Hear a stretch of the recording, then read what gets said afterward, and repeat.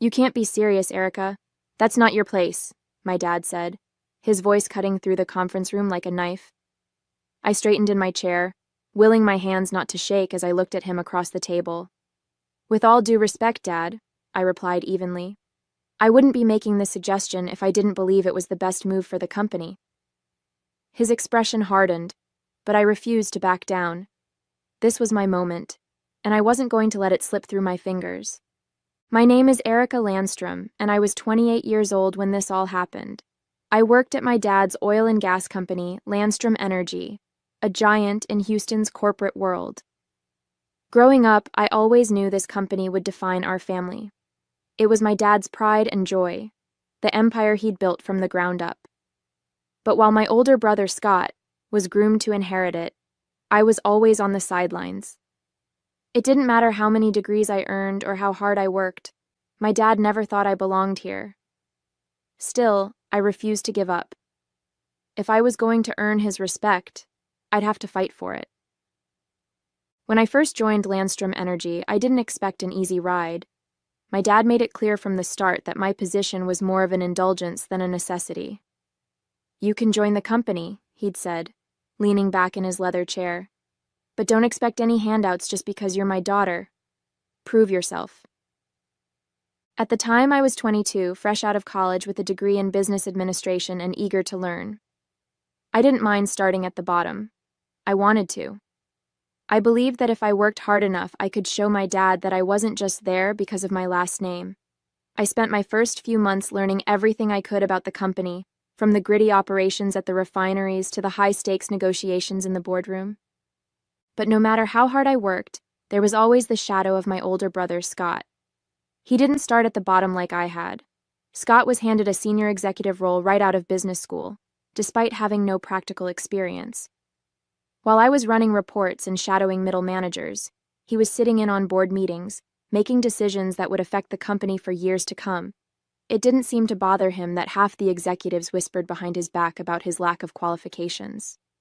He was my dad's golden boy, and that was all the validation he needed. I stayed late most nights, poring over financial reports and industry data, trying to absorb as much as I could. The more I learned, the clearer it became that Landstrom Energy wasn't as untouchable as my dad and Scott seemed to think. The oil market was changing, and the company was lagging behind. We were relying too heavily on aging infrastructure and outdated practices, ignoring the growing push for sustainability and innovation. I brought it up during a team meeting once, suggesting we allocate more resources toward renewable energy research. Renewables? Scott scoffed, leaning back in his chair with a smug grin. This is oil and gas, Erica. You can't just slap a solar panel on a rig and call it a day. The room chuckled, and I felt my cheeks burn, but I held my ground. I'm not saying we abandon oil, I replied, my voice steady. But the market is shifting, and if we don't adapt, we'll fall behind. We need to think about the future. My dad watched the exchange silently, his expression unreadable. When the meeting ended, he didn't say a word to me. But later that evening, I found an email in my inbox, a request from him to prepare a detailed report on renewable energy trends. It wasn't much, but it was the first time he'd acknowledged my ideas. It was a small win, and I clung to it. The email became my lifeline, a chance to prove myself. I spent weeks compiling data, conducting market research, and interviewing industry experts. Every free moment I had was dedicated to that report. When I finally handed it to my dad, my hands shook slightly. He took it without much reaction, flipping through the pages with a furrowed brow. This is thorough, he said, finally looking up at me. I'll take a closer look and let you know. It wasn't exactly glowing praise, but it was enough to keep me going. Weeks passed, and I heard nothing. I convinced myself he'd tossed the report into a pile of forgotten paperwork. But then I overheard him mentioning some of my recommendations during a board meeting. He didn't credit me, of course, but the fact that he used my ideas at all felt like a breakthrough. For the first time, I felt like I had a sliver of influence at Landstrom Energy. It wasn't much, but it was a start. I knew I couldn't stop there. I'd have to keep pushing, proving myself, and earning my place in a company that had never been designed for me. Over the next 6 years, I worked harder than I thought was humanly possible. Promotions didn't come easy. Every step up the ladder was a battle. While Scott breezed into new roles handed to him on a silver platter, I had to fight for every opportunity, proving myself over and over again. By the time I turned 25, I was leading small projects, managing budgets, and making a name for myself among the younger executives. It wasn't just about the work. I had to navigate the unspoken rules of a male-dominated industry. Being a woman, and my dad's daughter no less, meant every mistake I made was magnified, every success downplayed. But I learned to let my results speak for themselves. By 28, I'd earned a senior position in the operations division, overseeing some of the company's most critical projects. It wasn't the top, but it was close enough to taste it. Scott, meanwhile, had done little to justify his rapid climb. His decisions were often short-sighted, focused more on immediate gains than long-term growth. The cracks in his leadership were becoming more apparent, but my dad either didn't see them or refused to acknowledge them. And so, the balance of power remained, until the day it didn't. That's where my story begins.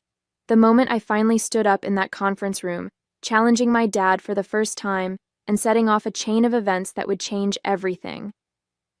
The tension in the conference room was palpable as I finished laying out my proposal.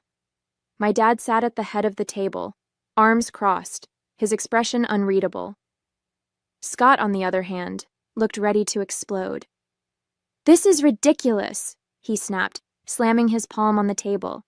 "You can't seriously think Erica's idea is better than mine." I refused to let his outburst rattle me. "It's not about whose idea is better, Scott," I said calmly. "It's about what makes the most financial and strategic sense for the company. And if we don't pivot now, we're going to fall behind." My dad leaned forward, fixing me with a stare that could cut steel. "And you think you know better than the rest of us, Erica? Better than me?" For a moment I hesitated, the weight of his authority pressing down on me. But then I thought about the years I'd spent working to get here, the countless hours I'd put into understanding every facet of this company. I wasn't the same wide-eyed 22-year-old who'd just started out. I was ready for this. "Yes," I said, meeting his gaze head-on. "In this case, I do." The room went silent, the tension thick enough to cut with a knife. My dad's jaw tightened as he slowly leaned back in his chair, his steely eyes fixed on me. "We're done here," he said abruptly, his tone cold and final. "Everyone else, you're dismissed." Scott pushed back his chair, a smirk curling at the corner of his mouth. "Good luck, little sister," he muttered as he walked past me, his tone dripping with condescension. I clenched my fists under the table but kept my expression neutral, refusing to give him the satisfaction of a reaction. As the other executives filed out, I stayed rooted in my seat, my heart pounding in my chest. When the door clicked shut, my dad leaned forward, resting his elbows on the table. For a long moment, he just stared at me, the silence stretching uncomfortably. "Do you have any idea what you're asking for, Erica?"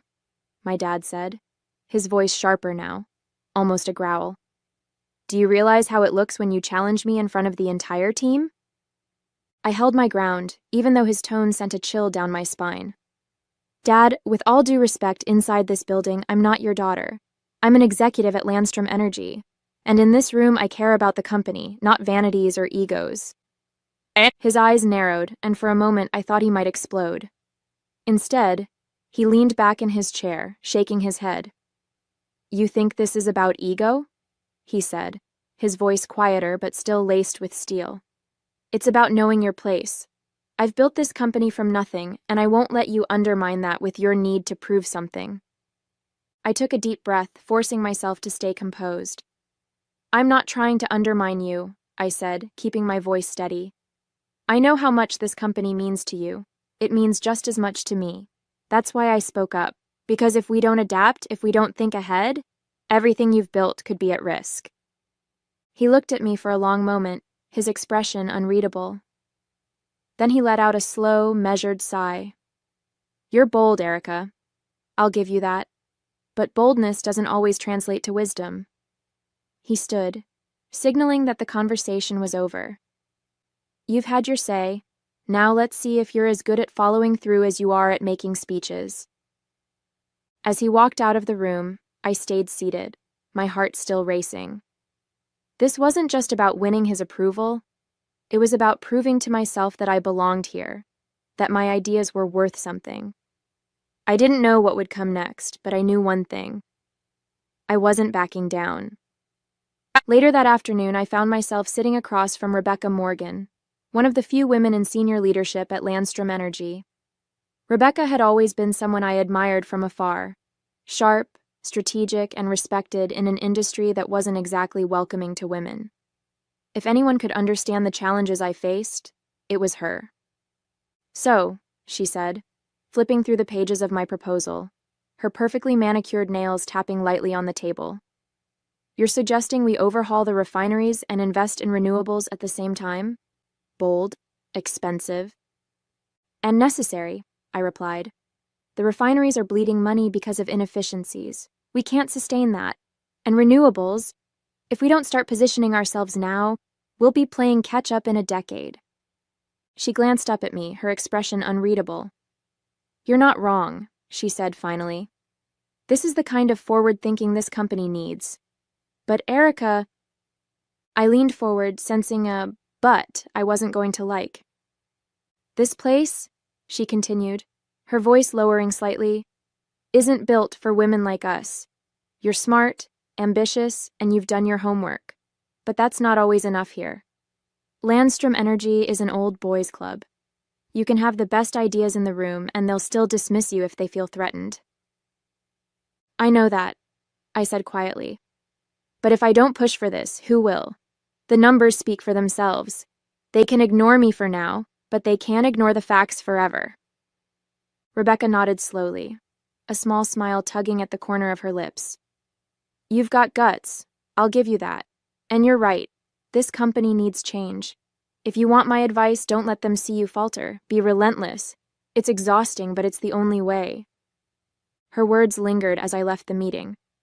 I knew Rebecca was right. This place wasn't built for women like us. But I was determined to stay, to prove I could navigate the maze and leave my mark on Landstrom Energy, no matter how many barriers stood in my way. The next few weeks were a whirlwind. I threw myself into refining my proposal, incorporating Rebecca's feedback and preparing for the uphill battle I knew was coming. Late nights at the office became the norm, and the stack of coffee cups on my desk grew taller each day. I could feel the weight of the company's future pressing on my shoulders, but I was determined not to let it crush me. One evening, as I was poring over market projections, there was a knock on my office door. I looked up to see Marcus Langston, one of our lead engineers, standing in the doorway with a tentative smile. "Mind if I come in?" he asked. "Sure, Marcus," I said, gesturing to the chair across from me. "What brings you here so late?" He sat down, glancing at the spreadsheets strewn across my desk. "I've heard about your proposal," he began. "Word gets around. I wanted to say that I think you're onto something." I raised an eyebrow, surprised. "You do?" He nodded. "Absolutely. The industry is changing, and we can't keep doing things the same old way. I've been working on some green technology initiatives on the side, but they've never gotten much traction with upper management." "Tell me more," I said, intrigued. We spent the next hour discussing his ideas, ways to reduce emissions, improve efficiency, even integrate renewable energy sources into our operations. For the first time in a long while, I felt genuinely excited. Here was someone who not only understood the challenges but also shared my vision for the future. "Why haven't you presented this to my dad?" I asked. He gave a rueful smile. "Let's just say your dad isn't exactly receptive to change, especially when it comes from someone like me." "Someone like you?" "A young engineer who's not part of the inner circle," he said, shrugging. "But maybe if we combined our efforts, they'd have to listen." I considered his words. You know, that might just work. Over the next few weeks, Marcus and I collaborated closely, merging our proposals into a comprehensive plan that addressed both the financial and technical aspects of modernization. Working with him was refreshing. His enthusiasm was contagious, and his insights were invaluable. One afternoon, as we wrapped up a meeting, he looked at me thoughtfully. You know, Erica, you're not like most people here. Is that a good thing? I asked, smiling. It's a very good thing, he replied. You actually care about making a difference. I felt a warmth spread through me. Thanks, Marcus, that means a lot. As our professional relationship deepened, so did our personal connection. We started grabbing coffee together, sharing stories about our lives outside of work. He was easy to talk to, and before long, I found myself looking forward to our conversations more than I cared to admit. But as things progressed, so did the challenges at work. My dad remained skeptical, and my brother was openly hostile. At a family dinner one Sunday, my dad barely acknowledged me, focusing all his attention on Scott's latest golf tournament victories rather than any business matters. Did you see the proposal Erica's been working on? My mom asked, trying to include me in the conversation. My dad waved his hand dismissively. It's ambitious, but unrealistic. We have a way of doing things that works. I felt a familiar pang of frustration. Dad, with all due respect, clinging to old methods won't sustain us in the long run. Scott smirked.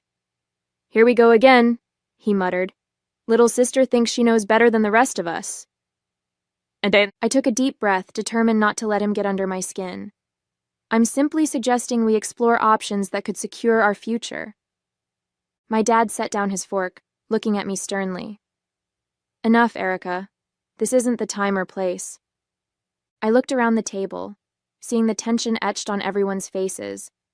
It was clear that no matter how hard I tried, I was still the outsider in my own family. Later that night, I called Rebecca. I don't know how much more of this I can take, I confessed. It's like talking to a brick wall. Change is never easy, she replied gently, especially in a place like this. But remember why you're doing this. It's not just for them. It's for everyone who depends on this company, including all the employees whose livelihoods are at stake. Her words resonated with me. She was right. This was bigger than my family's approval or my own ambitions. It was about making a real difference. The next morning, I scheduled a meeting with the board of directors. If I couldn't get through to my dad directly, maybe I could appeal to those who had a vested interest in the company's success. With Marcus and Rebecca's support, I presented our comprehensive plan, laying out the data, the projections, and the tangible benefits. When I finished, there was a heavy silence. Then one of the board members cleared his throat. This is impressive, he admitted. You've given us a lot to consider. My dad looked displeased but couldn't refute the facts laid out before him. Scott, on the other hand, was visibly fuming. After the meeting, my dad called me into his office. You're pushing boundaries, he said sternly. Maybe it's time someone did, I replied. I care about this company as much as you do. I'm not trying to undermine you. I want to help secure our future. He studied me for a long moment. You're determined, I'll give you that. Does that mean you'll consider the proposal? I didn't say that, he cautioned, but perhaps it's worth discussing further. It wasn't a victory, but it was a step forward. As weeks turned into months, momentum began to build. The board approved a pilot program to modernize one of our refineries, and initial results were promising. Employees started to see the benefits, and even some of the more traditional executives came around. One evening, as I was leaving the office, I ran into my dad in the lobby. Heading home? He asked. Yeah, it's been a long day, I replied. He hesitated before speaking. I wanted to say, you've done good work. The board is impressed. I looked at him, surprised. Thank you, Dad. He nodded, the slightest hint of a smile on his face. Perhaps it's time we started working together rather than at odds. For the first time, I felt a genuine connection with him, a glimmer of the respect I'd been striving for. Later that night, I met up with Marcus to share the news. Sounds like progress, he said, raising his glass. Slowly, but surely, I agreed. He looked at me thoughtfully. You know, Erica, You've changed a lot around here. Not just with the company, but with people like me who felt unheard. I smiled. I couldn't have done it without you. He reached across the table and took my hand. Here's to new beginnings, he said softly. As I looked into his eyes, I felt a sense of optimism I hadn't felt in a long time. Maybe, just maybe, things were starting to fall into place. As the months went on, the changes we implemented at Landstrom Energy started to take shape. The upgraded refinery exceeded expectations, reducing operational costs and significantly improving efficiency. The pilot program's success silenced many of the critics on the board, and even Scott had stopped openly dismissing my ideas, though his disdain was still written all over his face in meetings. My dad, however, remained a puzzle. While he began involving me in more strategic discussions, he still held back from fully endorsing me. I could feel his internal conflict, part pride, part stubbornness, as he grappled with the shift in dynamics between us. For every step forward, it seemed like there was always a lingering hesitation on his part, as though admitting I was right meant surrendering something fundamental. One day Rebecca stopped by my office. "He's testing you, you know," she said, settling into the chair across from my desk. "I figured as much," I replied, setting down the report I was reviewing. "But what more does he need to see? Results are results." Rebecca smiled knowingly. "It's not just about the numbers for him, Erica. It's about trust. You're proving yourself to the board, the employees, even the market. But to your dad, this is personal. He needs to know you're not just capable of running this company, you're capable of carrying his legacy." I leaned back in my chair, letting her words sink in. "And how exactly am I supposed to prove that?" Rebecca stood, smoothing her blazer. "Keep doing what you're doing. Show him you're not here to take over. You're here to lead. There's a difference." Her advice stayed with me as I continued navigating the complex web of corporate politics and family dynamics. Slowly but surely, I began to notice subtle shifts in my dad's behavior. He started asking for my input more frequently, occasionally deferring to my judgment in meetings. It wasn't a complete transformation, but it was progress. The turning point came during a quarterly review meeting. One of our largest investors raised concerns about Landstrom Energy's future strategy, questioning whether the company was prepared for the challenges of a shifting energy landscape. Before I could respond, my dad surprised everyone by stepping in. "Erica has been spearheading initiatives to address exactly that," he said, gesturing toward me. "Her work on modernizing our refineries and exploring renewables has already shown promising results. I believe her vision is what will carry this company forward." The room fell silent, all eyes on him, and then on me. For the first time, I saw genuine respect in his expression, not just for what I'd accomplished, but for who I'd become. After the meeting, as we walked out together, he placed a hand on my shoulder. "You've earned it, Erica," he said quietly. "Every bit of it." Those words stayed with me long after he'd left. They weren't a declaration of total approval or a formal passing of the torch, but they were a start. For the first time, I felt like I belonged, not just in the company, but in his eyes. That night, I sat with Marcus, recounting the moment. "So what's next?" he asked. "Next?" I said, smiling. "I keep going. This isn't the end." A year later, everything had changed. The board unanimously approved the full-scale implementation of the modernization plan, and the company was on a trajectory of growth that few had anticipated. Investors praised the forward-thinking strategy, and Landstrom Energy began earning a reputation not just as a legacy oil and gas giant, but as a company with an eye on the future. Scott had quietly stepped back from many of his responsibilities, unable to keep up with the demands of leadership. He'd moved into a figurehead role, still holding his title but with little actual influence. My dad had stopped shielding him, recognizing that the future of the company required real competency, and perhaps finally seeing that Scott's entitlement couldn't substitute for skill. One evening, my dad called me into his office.